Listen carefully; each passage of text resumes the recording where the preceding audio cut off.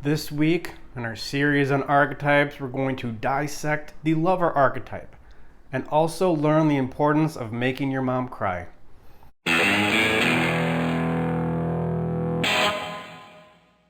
Thank you for joining me. Part 4 in our series on archetypes. Well, part 5, right? Because we had the introduction of archetypes, but this is the 4th and final chapter on our archetypes. We're going to discuss the lover. We've already done king, warrior, magician. Now let's get to the lover archetype. And I think next week we'll do a concluding video on the archetype, summing up some key points, good observations, just further ways to apply this information on archetypes to your life. But let's start with the lover archetype. How do you know if you're a lover archetype? Well, I think that's why this one's really important and why I saved it to the last. Also, I saved it to the last because the title of that book is King, Warrior, Magician, Lover.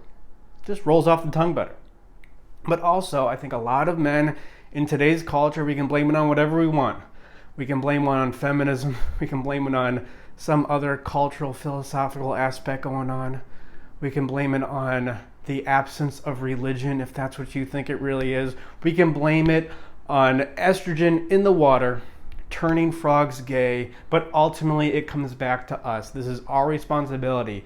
A lot of young men have a difficult time, they have a difficult time incorporating their lover archetype in a healthy way. Usually the way that young men incorporate it, they have exemplify the dark aspects of the lover archetype, and it's really important to break out of this and to tease ahead. What I already teased in the intro, a good way to break out of this, it can be summed up by making your mom cry. But let's look at some light attributes of the lover. You're expressive, emotionally expressive in a healthy way. Of course, being emotionally expressive doesn't mean being weak, doesn't mean being fragile. Yes, it means being vulnerable, but being vulnerable isn't necessarily fragile. Go back to my video on the proper way to express emotions. We connect and we are responsible for our emotions. You can express any emotion in any way as long as you do those two things, and the best way to do those two things naturally is to process the emotion.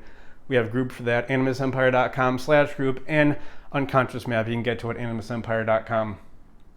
You're a dreamer. This is the opposite of fantasy, but dreaming, it's a good thing to do. You want to improve society.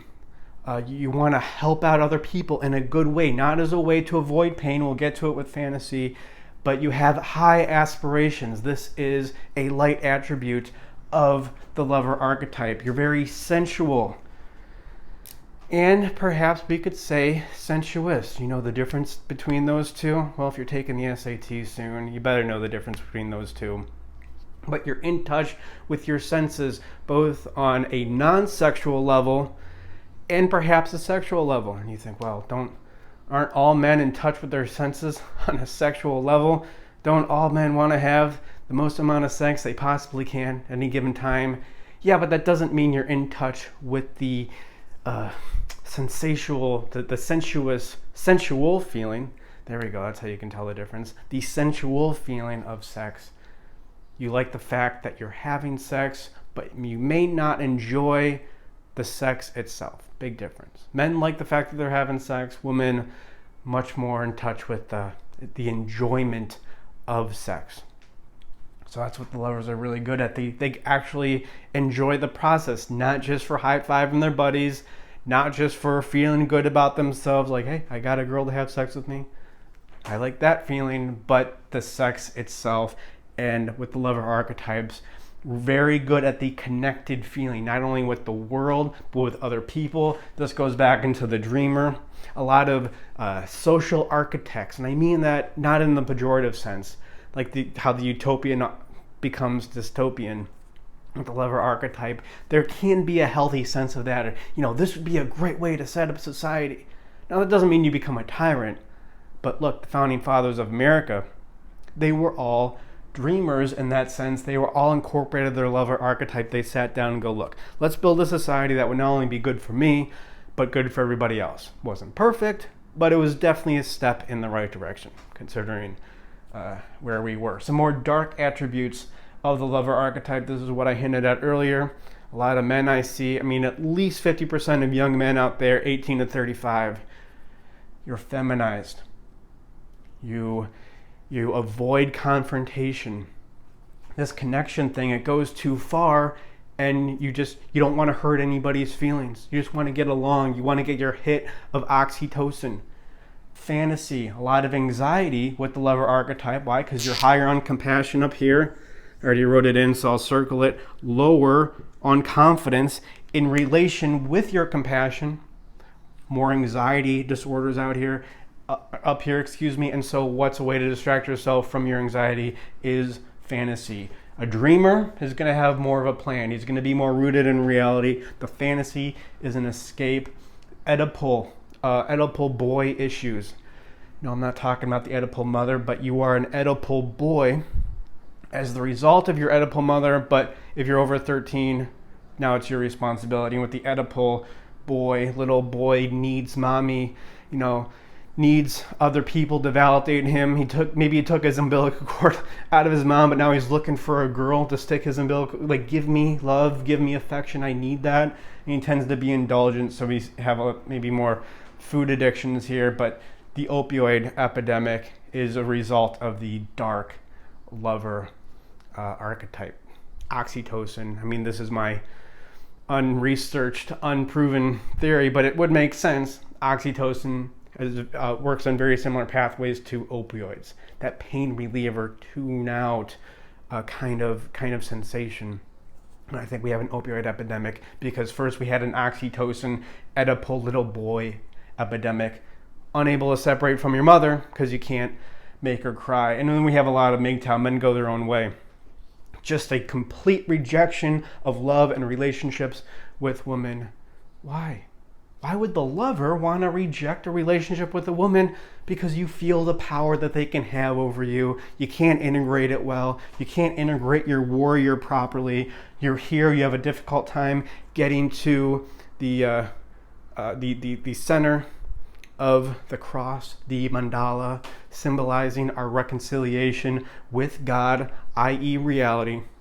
So if you can't become conscious with your self-care, then what do? You just reject it. I can't even look. It's too powerful of a thing. I can't even look at it. I can't engage with it properly, so I'm just going to forget it. So we see a lot of the MGTOW thing going on here. But in general, this is the great thing about these videos. What we're adding to this discussion on archetypes is we can see on the y-axis, we have compassion and confidence. So the lover is going to be higher on compassion, more about self-care, feeling good. Another way of thinking about this, though it isn't exactly correct, is compassion is connectedness, confidence is separation. And we need a healthy balance of both, of feeling connected with other people, but without sacrificing who we are to be connected with them, to get a pretense of a feeling of connection. And then that's where confidence comes in, and lovers are just, they're just much better at that. And of course, to go back to the two different kinds of decision making or two different kinds of thinking, when you have analytical over here, more masculine typically, and we have more intuitive based on experience over here. Some other archetypes associated with the lover, well, I think we talked about last week. We have the seeker over here.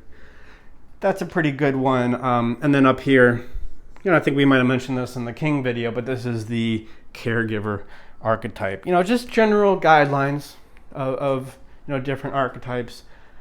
So what do you do? What do you do if you're a lover archetype? How do you individuate? Well, it goes back to what I hinted at a couple times already. Importance of making your mom cry. And I don't just mean your mom literally, I also mean her symbolically. Start separating yourself from other people. Stop feeling the need to be validated by other people. Start confronting anxiety, similar to what the King does. What's the way out of the King is what the King's the politician. But you can become suffocated by people, so a helpful thing to do for the King is to separate out people from his life who aren't going to be a good situation for him, opposite of the magician and the warrior, which is probably going to need more people in your life. but you need to separate yourself. You need to get definite. You need to stop with the fantasy, but also maybe stop with the dreaming. Get more analytical, get more concrete. What specifically do you need to do? Oh, I know, you want to save the world. Yeah, I know you listened to Imagine 50 times in the past week. But what's one specific thing can you do to get, to get really specific? Yeah, what can you do? Let's say you're into music. Okay, start an after-school music program instead of these highfalutin ideals. Really get down, write out a proposal, go around to different public schools in your district, and try speak with the principal, speak with the superintendent of your district. That's going to be the way for the lover to take his dreamer, which there of course is a positive connotation to it, but we got to make it specific to get you to this individuation right here, to become more in touch with God, i.e. reality. Psychologically, I think it's pretty similar. And that's going to be your way out. And also separating from the mom, ending these Oedipal issues. If you're not honest with your mom about anything, if you think you're there to make your mom happy, to placate her feelings, it's time to separate. It's time to, really become your own man. And that's it. That's it for the 4 archetypes. Again, next week we're going to do some concluding remarks to sum up what we've been talking about and just some stray observations that I think are really important. But in the meantime, like and subscribe, tell a friend, and when it comes to working your way out of the lover archetype, it always helps to make your mom cry.